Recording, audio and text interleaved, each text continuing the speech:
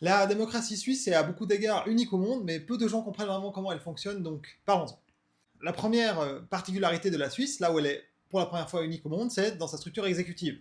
La Suisse est un régime qui s'appelle un régime directorial, c'est le même modèle que, si vous vous souvenez de vos cours d'histoire, Napoléon avait mis en place en France avant le Premier Empire, c'est-à-dire que l'exécutif n'est pas composé d'un Premier ministre ou d'un président qui a le pouvoir absolu sur la branche exécutive, non. Il est composé de 7 conseillers fédéraux qui ont chacun le même pouvoir, et les décisions au sein du Conseil fédéral sont prises à la majorité simple, donc il suffit d'avoir 4 conseillers fédéraux sur 7 qui sont d'accord sur un décret ou une proposition de loi qui veut le transmettre au Parlement, etc., pour prendre une décision. En Suisse s'ajoute à cette contrainte institutionnelle une contrainte de par la culture politique du pays, ce qui s'appelle premièrement la collégialité. C'est-à-dire que tous les membres du Conseil fédéral défendent les décisions du Conseil fédéral, même si eux, personnellement, ils étaient contre quand on a fait ce vote justement avant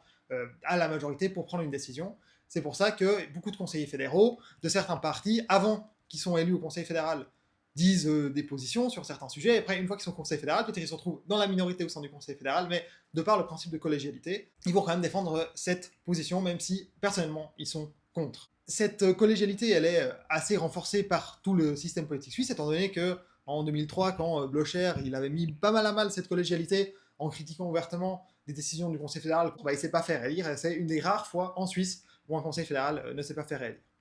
Autre contrainte, purement en termes de culture politique, sur le Conseil fédéral suisse, c'est qu'en Suisse, on a ce qui s'appelle la formule magique. La formule magique, c'est que, alors il y a plusieurs définitions, mais à l'heure actuelle, la configuration est la suivante, c'est que les 4 plus gros partis à l'Assemblée fédérale, sur laquelle je reviendrai plus tard, sont représentés au Conseil fédéral, 2 pour l'UDC, 2 pour le PLR, 2 pour le PS et 1 pour le centre. La formule magique, au sens, les 4 plus gros partis sont représentés, les 3 plus gros ont 2 sièges, le 4e a 1 siège, elle est présente depuis 1959. Avant, c'était le centre, ou à l'époque le PDC qui avait 2 sièges. Avec la montée de l'UDC, maintenant c'est l'UDC qui a 2 sièges et le centre qui n'en a plus qu'un. Mais donc, dans cette forme-là, la formule magique existe depuis à peu près 1959.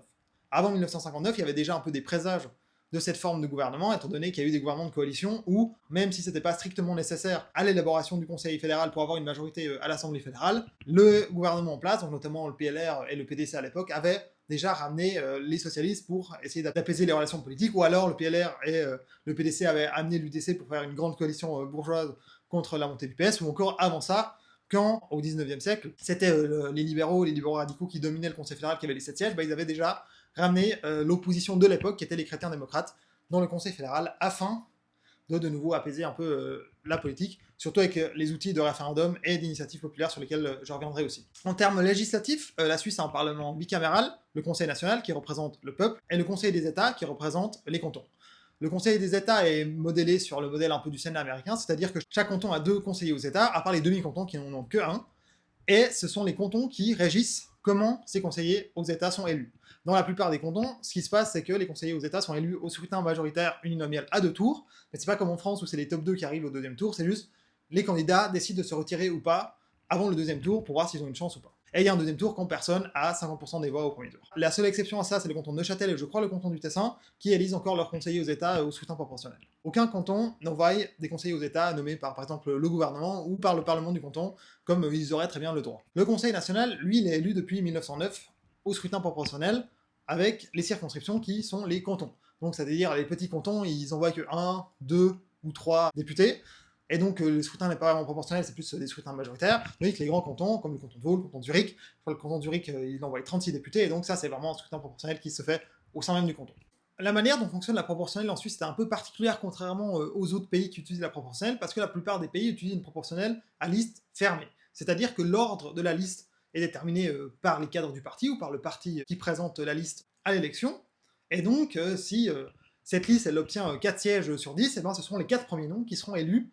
au Parlement. En Suisse, on a une liste ouverte. L'ordre sur une liste ouverte, quant à elle, elle est déterminée par des voix, des votes qui sont distribués directement aux divers candidats qui sont sur la liste. Donc par exemple, s'il y a un parti, et ce parti il a une liste avec 10 noms, mais moi je choisis de voter que pour un seul des noms sur cette liste, et ben la liste elle obtiendra des voix, elle obtiendra un nombre de sièges, et que si tout le monde fait comme moi, il y aura qu'une personne sur cette liste qui aura eu plein de voix, et cette personne elle se retrouvera tout en haut de la liste, elle sera sûre d'être élue si ce parti obtient au moins un siège. En Suisse, la manière dont on vote pour ces individus est relativement complexe, parce qu'on a très beaucoup de liberté sur comment organiser notre liste. On peut faire du panachage, on peut faire du traçage, on peut même cumuler les voix. Donc, premièrement, le panachage. si un parti a une liste et que tous les noms sur cette liste ne sont pas remplis, moi je peux ajouter un nom sur cette liste, même d'un autre parti. Et dans ce cas-là, par exemple, de nouveau, s'il y a 10 sièges à disposition, si sur une liste il y a 9 noms d'un seul parti et un nom d'un autre parti, il y aura 9 voix qui ira à un parti pour la répartition des sièges proportionnels, une voix qui ira à l'autre parti pour la répartition des sièges proportionnels, mais pour l'ordre de la liste, les 9 personnes pour lesquelles j'aurais voté du premier parti, ils obtiendront une voix et ils montreront dans le ranking de la liste, mais la personne que j'ai votée de l'autre parti, lui aussi montrera dans les rankings de la liste de l'autre. On peut tracer, ça c'est le mécanisme inverse, si j'ai un parti, et sur ce parti il y a 10 noms, sur la liste de ce parti il y a 10 noms, moi je peux tracer un de ces noms si je l'aime pas, et cette personne n'obtiendra pas ma voix pour le ranking de la liste, et finalement je peux cumuler, si vraiment il y a un gars que j'aime super sur une liste d'un parti, je peux écrire 2 fois son nom, et cette personne obtiendra 2 voix pour le ranking de la liste. La Suisse a un bicaméralisme égalitaire, c'est-à-dire que les deux chambres ont exactement le même pouvoir, une loi doit passer les deux chambres avant d'être acceptée dans la loi. En Suisse, on a ce qui s'appelle la navette parlementaire pour mettre d'accord les deux chambres sur un texte de loi. Donc ce qui se passe, c'est qu'un projet de loi, soit émis par un parlementaire ou par le Conseil fédéral, d'abord arrive dans une des deux chambres, qui s'appelle la première chambre, dans la commission thématique liée à cette loi. Une fois que la loi passe à la commission, elle va dans la première chambre, par exemple le Conseil des États. Si la loi elle passe, elle va dans une commission du Conseil national, ensuite elle va au Conseil national, et ensuite, si là il n'y a pas d'accord entre le Conseil des États et le Conseil national, il y a un aller-retour, c'est ça la navette parlementaire, mais cette navette elle peut faire au mieux 3 allers-retours, et si au bout de 3 fois, il n'y a toujours pas d'accord entre les deux chambres, il y a ce qui s'appelle une commission de conciliation. En France, ce serait l'équivalent de la commission mixte paritaire. Et si le projet de loi qui sort de cette commission de conciliation n'a pas la majorité dans les deux chambres, le projet de loi est abandonné. Le Conseil national et le Conseil des États mis ensemble, réunis dans une seule chambre, dans un seul parlement, ça s'appelle l'Assemblée fédérale, et c'est l'Assemblée fédérale qui élit notamment les juges de la Cour suprême, appelé tribunal fédéral en Suisse, ainsi que le Conseil fédéral, à la majorité, individuellement pour chaque Conseil fédéral. Donc le Conseil fédéral n'est pas élu en bloc, c'est pas genre 7 noms qui sont mis et les parlementaires votent pour une liste avec les 7 noms, non, c'est chaque Conseil fédéral qui est élu indépendamment. D'ailleurs, les conseils fédéraux, ils sont élus pour 4 ans. Le Conseil fédéral a quand même un président, mais c'est un président majoritairement cérémonial, qui est là aussi élu par l'Assemblée fédérale tous les ans, mais qui, par convention, tourne entre tous les conseils fédéraux. Ce président n'a pas de pouvoir particulier, c'est juste lui qui représente la Suisse à l'étranger. L'autre grande particularité de la Suisse, c'est la démocratie directe. Donc en Suisse, on a au niveau fédéral, 2 modalités de démocratie directe. On a le référendum facultatif et le référendum obligatoire. Le référendum facultatif, c'est si une loi passe le Parlement, donc le Conseil national et le Conseil des États, si toi, t'es pas d'accord avec cette loi, tu peux aller récolter 50 000 signatures dans un délai de 100 jours après le passage de la loi, et si tu récoltes ces 50 000 signatures, il y a un vote, un référendum, et la loi est soumise au peuple, et si la loi a 50% des voix plus une vers le peuple, cette loi elle passe, sinon elle ne passe pas. Ensuite, il y a le référendum obligatoire, et il y a 2 manières d'arriver au référendum obligatoire. Soit le Parlement ou le Conseil fédéral veut modifier la Constitution, et dans ce cas-là, il y a automatiquement un référendum, il n'y a pas besoin de récolter des signatures. Ce référendum, il doit passer à la double majorité du peuple et des cantons, parce que la Suisse est un État fédéral, sur ça je reviendrai aussi. Et enfin, un référendum obligatoire peut aussi arriver par une initiative populaire. Une initiative populaire, c'est quoi? C'est si les citoyens ou un parti ou une organisation veulent modifier la Constitution, ils peuvent annoncer qu'ils veulent modifier la Constitution, et ils doivent récolter 100 000 signatures dans un délai de 18 mois. Une fois que cette initiative a récolté ces signatures, là il y a de nouveau un référendum obligatoire, donc il faut la double majorité du peuple et des cantons. En Suisse, on n'a pas d'initiative législative, donc ce qui se passe souvent, c'est que les initiatives, c'est des modifications de la Constitution, et donc dans ces initiatives, c'est marqué, oui, on veut que le Parlement fasse une loi afin de réduire la migration, augmenter les salaires, augmenter les conditions de vie dans la santé, etc., peu importe. Petite particularité sur le droit d'initiative, c'est que le Conseil fédéral peut décider d'élaborer un contre-projet à l'initiative, si elle trouve que l'initiative, elle va trop loin, ou elle est mal formulée, mais que le fond, il est bon. Il y a 2 types de contre-projets que le Conseil fédéral peut formuler. Il y a, premièrement, le contre-projet indirect, c'est-à-dire, l'initiative, c'est un changement constitutionnel, et le contre-projet indirect, ça sera une loi qui passe le Parlement, et si le comité d'initiative accepte, ce qu'il va faire, c'est retirer l'initiative. Si cette loi, elle passe, s'il y a un référendum, il faut que la loi, elle passe aussi le référendum, mais si la loi, elle est acceptée et elle entre en vigueur, le groupe qui a déposé l'initiative va dire « Ah ouais, ok, nous, notre objectif, il est rempli, on n'a plus tant d'initiative, on retire notre initiative. » Donc ça, c'est le contre-projet indirect. Le Conseil fédéral peut également élaborer un contre-projet direct, c'est-à-dire un autre changement constitutionnel, et donc dans ce cas-là, les deux seront soumis au vote, si l'initiative n'est pas retirée par le comité qui est pour l'initiative, et donc si les deux sont soumis au vote, on a l'initiative, on a le contre-projet, et ensuite on a ce qui s'appelle une question subsidiaire, si les deux sont acceptés, laquelle vous préférez. D'un point de vue historique, il faut savoir que l'initiative populaire, elle était dans la Constitution dès 1848, date de la guerre civile suisse, la guerre du Sonderbund, où à l'époque la Suisse c'était une confédération de plusieurs cantons, plus une espèce d'alliance, un peu plus comme l'Union européenne aujourd'hui, et les cantons protestants libéraux, ils voulaient plus centraliser la Suisse, alors que les cantons catholiques, eux, ils voulaient rester un peu dans cette espèce de confédération. Et vu qu'ils avaient une veto au Parlement à l'époque, c'est comme l'Union européenne, un peu le Conseil européen aujourd'hui, eh ben, ils ont créé une alliance, les cantons catholiques, mais cette alliance, les cantons protestants, ils étaient là, non, ça c'est contraire au pacte qu'on a créé, donc il y a eu une guerre civile, les cantons protestants ont gagné, et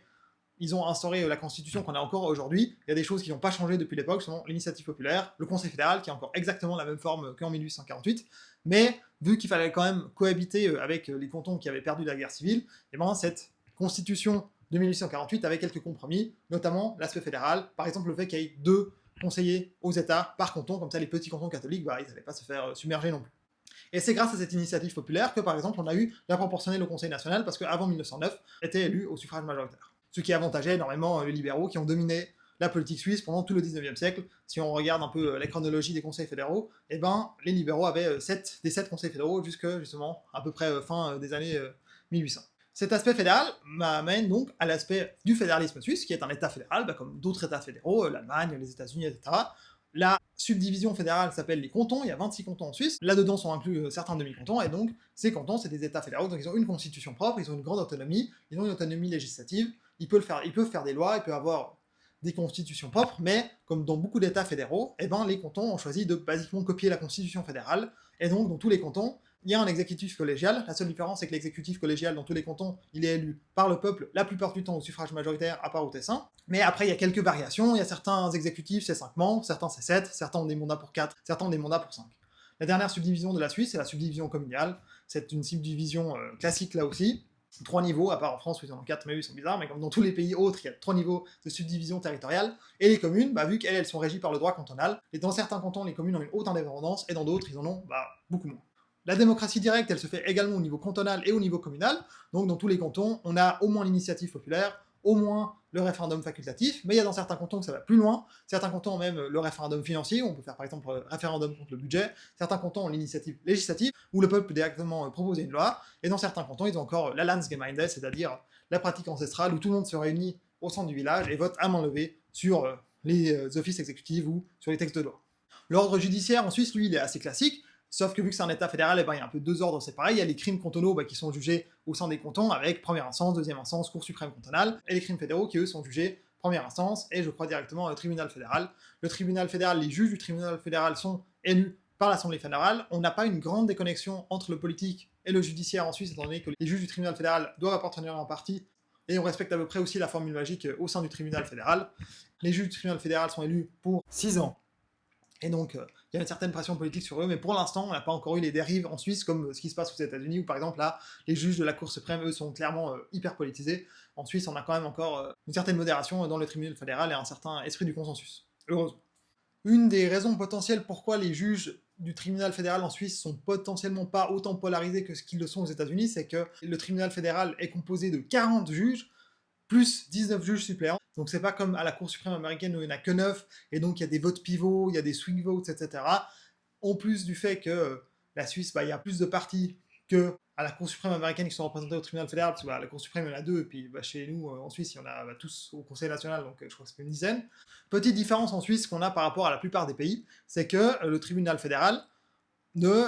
teste pas la constitutionnalité des lois. En fait, dans la Constitution suisse, c'est marqué nulle part est-ce que le tribunal fédéral peut dire qu'une loi elle est inconstitutionnelle ou est-ce qu'il n'a pas le droit. C'est juste que le tribunal fédéral il a décidé dans sa propre jurisprudence que, vu qu'en Suisse c'est le peuple qui a le dernier mot sur les lois, et ben c'est le peuple qui décide si une loi est constitutionnelle ou non. Le tribunal fédéral ne se voit pas annuler une loi qui a été passée par le peuple, enfin qui a été acceptée par le peuple, pour dire ensuite au peuple ah non elle est inconstitutionnelle. Après il y a une évolution dans la jurisprudence du tribunal fédéral ces derniers temps, étant donné que le tribunal fédéral s'est dit compétent pour juger si une loi est contraire aux traités internationaux. Mais le truc, c'est que vu dans les traités internationaux, il y a la Convention des droits de l'homme, par exemple, et en fait, de fait, le tribunal fédéral, aujourd'hui, il peut à peu près dire si une loi est contraire aux droits humains, et donc, de facto, quasiment, contraire à la Constitution. Mais ça, c'est une pure jurisprudence, c'est marqué nulle part dans les constitutions s'il a le droit ou il n'a pas le droit, donc le tribunal fédéral pourrait toujours faire évoluer sa juridiction dans un sens de contrôle de constitutionnalité des lois. Donc voilà, ça c'est à peu près toutes les institutions politiques importantes à savoir en Suisse. J'espère que ça vous a aidé à comprendre un peu comment ça fonctionne ici.